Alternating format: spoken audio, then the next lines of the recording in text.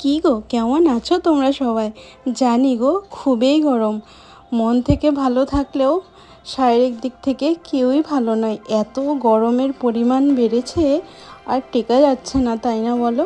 আর এই গরমে রান্না করতেও ইচ্ছা করে না গো, কিন্তু তারপরও রবিটা যখন বাড়িতে থাকে তখন এটা ওটা একটু রান্না করতে ইচ্ছা করলেও ওই বারণ করে, বলে যে একটু ডাল আর একটু মাছ রান্না করে নাও, তাই হালকা ফুলকা করে ওতেই হয়ে যাবে।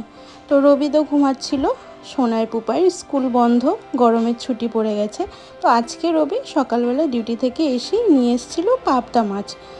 আমি না, জানো তো, আগে পাবদা মাছ একদম ভালোবাসতাম না, এখনও খুব ভালোবাসি তেমনটা না, কিন্তু খেতে পারি। তো তার জন্যেই রবি এখন পাবদা মাছ পেলে নিয়ে আসে। তো আজকে আমাকে বলেছে পাবদা মাছ ঝিঙে দিয়ে হালকা পাতলা করে ঝোল করতে।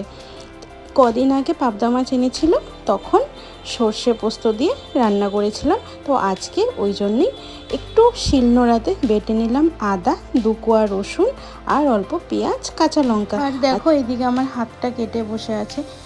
একদিকে জানো তোমরা, মাঝে মাঝে একটু ব্লিডিং হওয়া ভালো, যেটা অনেক বড় কিছু বিপদের আগে সংকেত দেয়। এটা আমি শুনেছি, এবার জানি না কতটা কি ঠিক। হয়তো বড় কিছু একটা হবে, তার আগে ছোট একটা কিছুর মধ্যে দিয়ে বিপদটা কেটে যায়, ওইটা আমি শুনেছি। আজকে রান্না হবে আম দিয়ে মসুর ডাল, সাথে পেঁয়াজি, ঝিঙে দিয়ে পাবদা মাছের পাতলা ঝোল। এই আজকে রান্নাবান্না হলো। জানো তো, রোজ ভাবি যে একটু তাড়াতাড়ি রান্নাবান্নাটা সেরে খেতে দিয়ে দেবো, একটু শোবো, কিন্তু হয়ে আর উঠে না।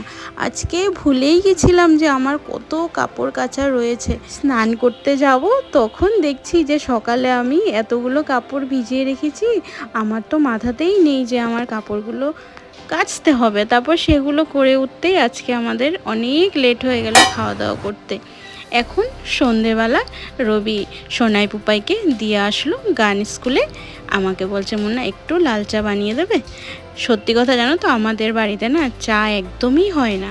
ওই ধরো মাসে 2 মাসে 3 মাসে একদিন হয় ওরকম, আর যদি বাড়িতে কেউ আসে তখন তো হবেই। আজকে অনেক দিন পর একটু আবদার করছে, তাই একটু গুড় দিয়ে লাল চা বানিয়ে দিলাম। ও আবার এখন সোনাই পুপাইকে একটু পরে নিয়ে আসবে। আমি আর আজকে বেরোবো না। রবি বাড়িতে থাকলে আমার একদিকে সুবিধা, আমার আর না ওই রেডি হয়ে বাইরে বেরোতে ইচ্ছা করে না এই গরমের মধ্যে। রবি আমাকে বলছিল, চলো মুন্না একটু গিয়ে ঘুরে আসি। আমি বললাম, না গো, তুমি চাটা খেয়ে একটু সময় হয়ে গেলে ওদেরকে নিয়ে এসো, আমি বাড়িতেই থাকি। তাহলে চলো গো, আজকের জন্য আসছি। হ্যাঁ।